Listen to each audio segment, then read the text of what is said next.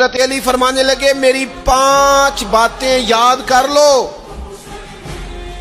اور فرمانے لگے اونٹوں پر بیٹھ کر تلاش کرنے نکلو گے تو یہ باتیں تمہیں ملیں گی کہیں بھی نہیں، لے لو ہم سے حاصل کر لو، یہ فیض ہے۔ فرمایا ڈھونڈنے نکلو گے نہ ڈھونڈنے تو تمہیں یہ ملیں گی، ڈھونڈنے سے نہیں چیزیں ملیں گی۔ فرمانے لگے 5 باتیں لے لو یار حضرت شیر خدا کی 5 باتیں، آج اس کو سبق کے طور پر رٹا لگا لو، اسے یاد کر لو، دل میں بٹھا لو۔ شیر خدا کی 5 باتیں، علم و حکمت کا نچوڑ، نبی پاک صلی اللہ تعالی علیہ وسلم سے لیا ہوا فیض، وہ حضور کی امت کو بانٹتے ہیں، اپنے سے محبت کرنے والوں کو عطا کرتے ہیں۔ حضرت مولا علی شیر خدا فرمانے لگے 5 باتیں لے لو، تم اونٹوں پر بیٹھ کے نکلو گے تو تھک جاؤ گے، لیکن یہ باتیں تمہیں کہیں نہ ملیں گی۔ حضرت علی باتیں بیان کرتے ہیں، فرماتے ہیں پہلی بات یہ یاد رکھنا، بندے کو امید صرف اپنے رب سے رکھنی چاہیے،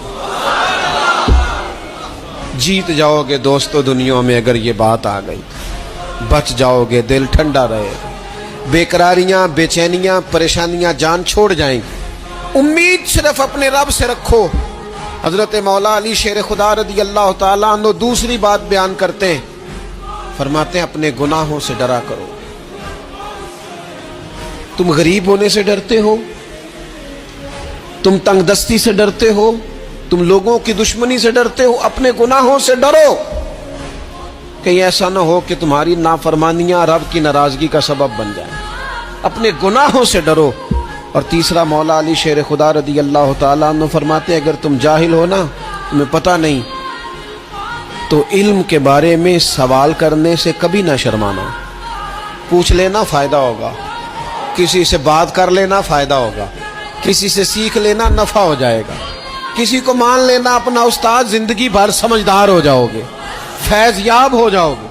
اور حضرت علی شیر خدا چوتھی بات ارشاد فرماتے ہیں یہ علماء کے لیے، فرمایا اگر عالم کو کسی مسئلے کا علم نہ ہو تو غلط بات نہ بتائے بلکہ کہہ دے واللہ اعلم، اللہ بہتر جانتا ہے۔ یہ بات یاد رکھیں، جس بات کا پتہ نہ ہو، جس کی خبر نہ ہو، جس پر عبور نہ ہو، اس بات کو آگے بیان نہ کیا جائے اور کبھی بھی غلط بات نہ بتائی جائے۔ یہ حضرت علی شیر خدا ہمیں سبق دیتے ہیں۔ اور 5ویں بات حضرت علی شیر خدا ارشاد فرماتے ہیں یاد رکھنا، ایمان میں صبر کی وہی حیثیت ہے جو جسم میں سر کی حیثیت ہے۔